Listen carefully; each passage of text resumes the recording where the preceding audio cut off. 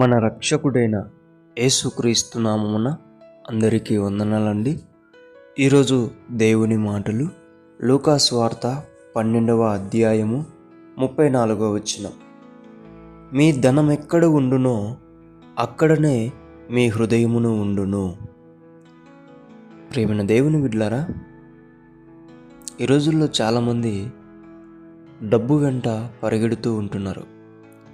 కారణం ఏంటో తెలియదు, కానీ డబ్బు అందరికీ అవసరమే, కానీ డబ్బే జీవితము కాదు కదా. ఒకసారి ఆలోచించండి, డబ్బు ఉంటే మనకు ఆరోగ్యం ఉంటుందా?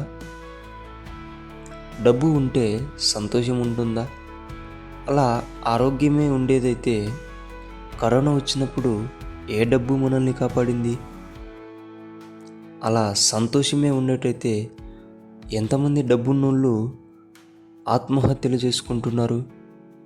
ఒకసారి ఆలోచించండి. మనం సంతోషంగా ఉండాలన్నా, మనం ఆరోగ్యంగా ఉండాలన్నా దేవుడు మనకు కావాలి, దేవునితో మనం ఉండాలి.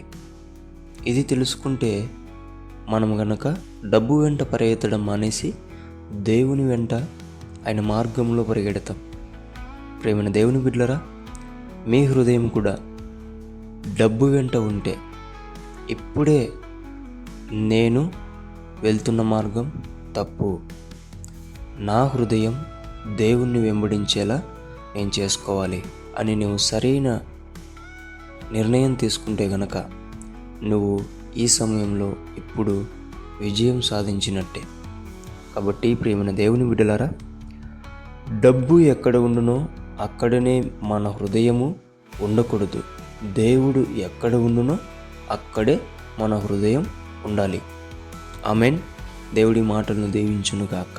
ప్రార్థించుకుందాం. దేవా, మీకు వందనాలు, స్తోత్రాలయ్యా.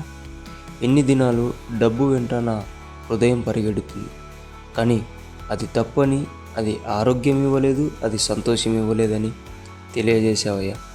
అయితే చక్కటి ఆరోగ్యం, చక్కటి సంతోషం ఇచ్చేటువంటి నీ వెంబడి నా హృదయం తీసుకెళ్ళుటకు, నాకు మంచి మాటలు చెప్పినందుకు, అలాగునే చక్కటి ఆలోచన ఇచ్చినందుకు నీకు కృతజ్ఞతలు చెల్లిస్తూ యేసు నామములో ప్రార్థిస్తున్నాం తండ్రి.